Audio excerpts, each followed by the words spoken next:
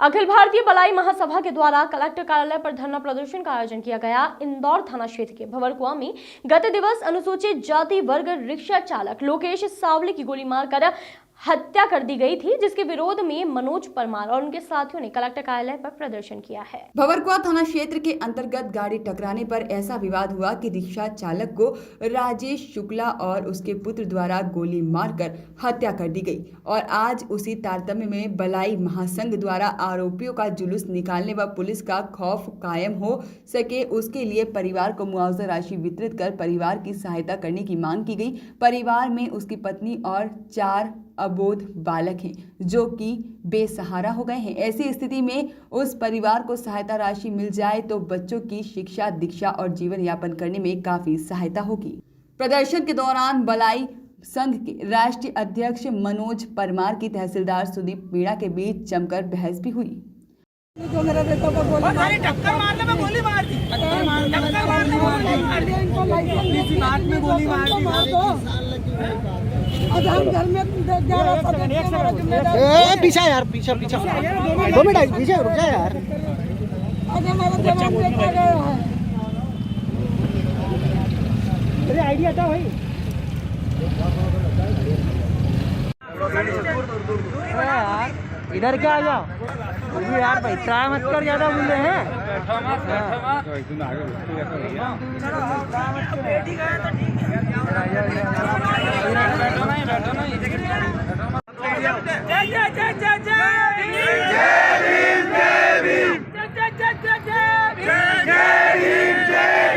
भंवरकुआ थाना क्षेत्र में एक छोटे से विवाद को लेकर रिक्शा चालक के द्वारा कार में जो टक्कर हुई, इस बात को लेकर कार चालक राजेश शुक्ला और उनके पुत्र के द्वारा लोकेश सांवले की जो है निर्मम हत्या कर दी गई।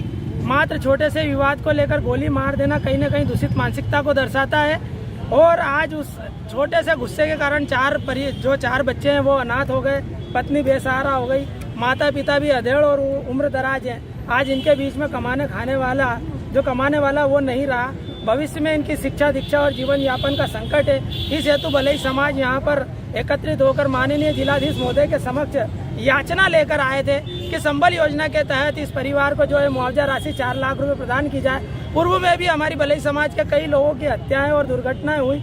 हम जब आते हैं हमको केवल आश्वासन दिया जाता है, पत्र व्यवहार किया जाता है, किंतु जो सरकार की योजना है उनका लाभ नहीं दिया जाता। तो कहीं ना कहीं हमको ऐसा महसूस होता है कि शासन प्रशासन भी हमसे भेदभाव करता है, क्योंकि योजनाएं तो नाम से अनुसूचित जाति के, किंतु हमारे को उसका लाभ नहीं मिलता। तो उस बात का भी आक्रोश हमारे साथ में था, हमारी समाज में था। और चूँकि भावना नगर क्षेत्र में यह 5वीं हत्या, 1 वर्ष के भीतर 5 हत्या हुई, जिसमें 4 दलितों की हत्या हुई, तो वहाँ पर पुलिस चौकी का निर्माण किया जाना चाहिए, ऐसी हमारी मांग है। तथा पुलिस का खौफ कायम हो, अपराध कम हो, इसलिए आरोपियों का जुलूस निकले सार्वजनिक रूप से, ऐसी हमारी मांग थी।